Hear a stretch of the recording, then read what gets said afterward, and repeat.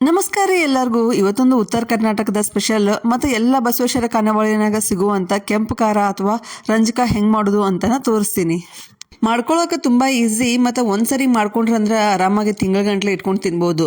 ರೊಟ್ಟಿ ಮೇಲೆ ಸ್ವಲ್ಪ ಖಾರ ಮತ್ತು ಸ್ವಲ್ಪ ಎಣ್ಣೆ ಅಥವಾ ತುಪ್ಪ ಹಚ್ಕೊಂಡು ತಿಂದ್ರೆ ಆಹಾ, ನೋಡಿದ್ರೆ ಬಾಯಾಗ ನೀರು ಬರ್ತೈತಿ. ರೊಟ್ಟಿಗೆ ಚಪಾತಿಗೆ ಅಷ್ಟೇ ಅಲ್ಲ, ದೋಸೆಗೂ ಹಚ್ಕೊಂಡು ತಿನ್ಬೋದು. ಪ್ಲೇನ್ ದೋಸೆ ಮಾಡ್ಕೊಂಡು ಅದಕ್ಕೆ ಹಚ್ಕೊಂಡು ತಿಂದ್ರೆ ಮಸ್ತಾಗಿರ್ತೈತಿ ಟೇಸ್ಟ್. ಅದ್ರ ಜೊತೆ ಸ್ವಲ್ಪ ತುಪ್ಪ ಇದ್ರೆ ಸಾಕು, ಏನು ಪಲ್ಯ ಬೇಕನ್ಸಂಗಿಲ್ಲ. ಮತ್ತೆ ಹೆಂಗೆ ಮಾಡೋದು ಅಂತ ನೋಡೋಣ ಬನ್ರಿ. ನಾನಿಲ್ಲಿ ಅರ್ಧ kg ಆಗುವಷ್ಟು ಹಣ್ಣು ಮೆಣಸಿನ್ಕಾಯಿ ತೊಗೊಂಡಿದ್ದೀನಿ. ಹಣ್ಣು ಮೆಣಸಿನ್ಕಾಯಿ ಇದ್ರೆ ತೊಗೊಳ್ರಿ, ಇಲ್ಲ ಅಂತಂದ್ರೆ ಒಣ ಮೆಣಸಿನ್ಕಾಯಿ, ಬ್ಯಾಡಗಿ ಮೆಣಸಿನ್ಕಾಯಿ ಇರ್ತಾವಲ್ಲ, ಅವನ್ನ ಬಿಸಿ ನೀರಿನಾಗ ಒಂದು 5 ರಿಂದ 10 ನಿಮಿಷ ನೆನೆ ಹಾಕಿ ಆಮೇಲೆ ಯೂಸ್ ಮಾಡ್ಕೋಬೋದು.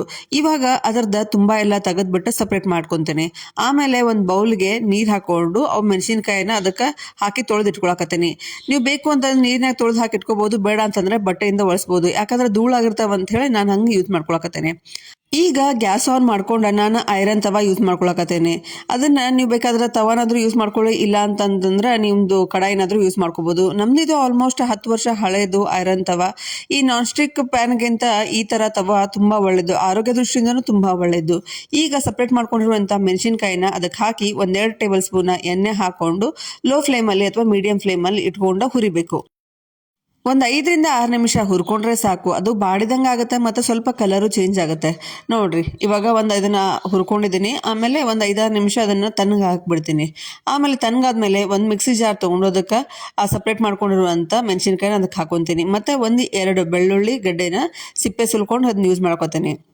ಅದಕ್ಕೆ 1-2 ಟೇಬಲ್ ಸ್ಪೂನ್ ಜೀರಿಗೆ ಮತ್ತು ಸ್ವಲ್ಪ ಹುಣಸೆಹಣ್ಣು ಹಾಕೋತೀನಿ. ಕೆಲವು ಜನ ಅದನ್ನು ನೀರಿನಾಗ ನೆನೆಸ್ಬಿಟ್ಟು ನೀರು ಹಾಕೊತಾರೆ, ಬಟ್ ನೀರು ಹಾಕೊಂಡ್ರೆ ಭಾಳ ದಿನ ಬರೋಂಗಿಲ್ಲ ಅಂಥೇಳಿ ನಾನು ಹಿಂಗೆ ಡೈರೆಕ್ಟ್ ಯೂಸ್ ಮಾಡಕತ್ತೇನೆ. ಮತ್ತು ಸ್ವಲ್ಪ ಬೆಲ್ಲ ಮತ್ತು ಕಲ್ಲುಪ್ಪು ಹಾಕೊಂಡಿದ್ದೀನಿ. ಅಲ್ಲಿ ರುಚಿಗೆ ತಕ್ಕಷ್ಟು ಉಪ್ಪು ಹಾಕೊಂಡಿದ್ದೀನಿ. ಸ್ವಲ್ಪ ಕಡಿಮೆನೇ ಹಾಕೊಳ್ರಿ, ಆಮೇಲೆ ಏನಾದರೂ ಉಪ್ಪು ಕಡಿಮೆ ಅನಿಸಿದ್ರೆ ಆಮೇಲೆ ಹಾಕೋಬೋದು. ಈಗ ನೀರು ಹಾಕಲ್ದೇ ಅದನ್ನು ನುಣ್ಣಗೆ ಪೇಸ್ಟ್ ಮಾಡ್ಕೊಳ್ರಿ. ಮೆಣಸಿನ್ಕಾಯಿ ಏನು ಜಾಸ್ತಿ ಖಾರ ಇರಲಿಲ್ಲ, ಅದಕ್ಕೆ ಸ್ವಲ್ಪ ಬೆಲ್ಲ ಮತ್ತು ಸ್ವಲ್ಪ ಉಪ್ಪು ಹಾಕ್ಕೊಂಡಿದ್ದೀನಿ. ನಿಮ್ಗೆ ಏನಾದರೂ ಮೆಣಸಿನ್ಕಾಯಿ ಜಾಸ್ತಿ ಖಾರ ಇದ್ದರೆ ಸ್ವಲ್ಪ ಕ್ವಾಂಟಿಟಿ ಅದನ್ನು ಜಾಸ್ತಿ ಮಾಡ್ಕೋಬೋದು. ಮತ್ತು ಅದನ್ನು ಮಿಕ್ಸಿ ಜಾರ್ಗೆ ಹಾಕ್ಕೊಂಡು ರುಬ್ಕೋಬೇಕಾದ್ರೆ 1-2 ಟೇಬಲ್ ಸ್ಪೂನ್ ಎಣ್ಣೆ ಹಾಕ್ಕೊಂಡು ಪೇಸ್ಟ್ ಮಾಡ್ಕೊಂಡ್ರೆ ಇನ್ನೂ ನುಣ್ಣಗೆ ಚೆನ್ನಾಗಿ ಬರ್ತೈತಿ. ಕೆಲವು ಜನ ಮಾಡ್ಕೊಂಡಿರುವಂಥ ಪೇಸ್ಟ್ಗೆ ಒಗ್ಗರಣೆ ಎಲ್ಲ ಹಾಕ್ತಾರೆ. ನಾನು ಅದನ್ನೆಲ್ಲ ಹಾಕ್ಕೊಂಡಿಲ್ಲ, ಸಿಂಪಲ್ಲಾಗಿ ಇದು ಮಾಡ್ಕೊಂಡು ಇಟ್ಕೊಂಡಿದ್ದೀನಿ. ಇದನ್ನು ಬಾಟಲ್ಗೆ ಹಾಕಿ ಇಟ್ಕೊಂಡ್ರೆ ಆರಾಮಾಗಿ 1 ತಿಂಗಳವರೆಗೂ ಇಟ್ಕೊಂಡು ತಿನ್ಬೋದು. ನಾನು ಯಾವುದೇ ನೀರು ಯೂಸ್ ಮಾಡಿಲ್ವಲ್ಲ, ಅದಕ್ಕೆ ಆರಾಮಾಗಿ 1 ತಿಂಗಳವರೆಗೂ ಇಟ್ಕೊಂಡ್ರು ಏನೂ ಕೆಡಂಗಿಲ್ಲ ಇದು. ಇದನ್ನು ಬಿಸಿ ಬಿಸಿ ರೊಟ್ಟಿಗೆ, ಇಲ್ಲ ಅಂತಂದ್ರೆ ಚಪಾತಿಗೆ ಸ್ವಲ್ಪ ಖಾರ ಹಾಕ್ಕೊಂಡು ಅದ್ರ ಮೇಲೆ ಎಣ್ಣೆ ಇಲ್ವಾ ತುಪ್ಪ ಹಾಕ್ಕೊಂಡು 1 ಸ್ಪೂನು ಹಾಕ್ಕೊಂಡು ತಿಂದ್ರೆ ಆಹಾ, ಬಾಯಾಗ ನೀರು ಬರ್ತಾವ. ಚಪಾತಿಗೆಲ್ಲ ಇದಿದ್ರೆ ಸಾಕು, ಏನು ಪಲ್ಯ ಮಾಡ್ಕೋಬೇಕು ಅಂತಾನೂ ನೆಸೆಸಿಟಿ ಇರಂಗಿಲ್ಲ. ಚೆನ್ನಾಗಿ ಖಾರ ಉಪ್ಪ ಎಲ್ಲ ಇರುತ್ತಲ್ಲ, ತುಂಬ ಟೇಸ್ಟಿಯಾಗಿರ್ತೈತಿ. ಒಂದ್ಸರಿ ಟ್ರೈ ಮಾಡಿ ನೋಡ್ರಿ. ಮತ್ತು ಈ ರೆಸಿಪಿ ಇಷ್ಟ ಆದರೆ ಲೈಕ್ ಮಾಡಿರಿ.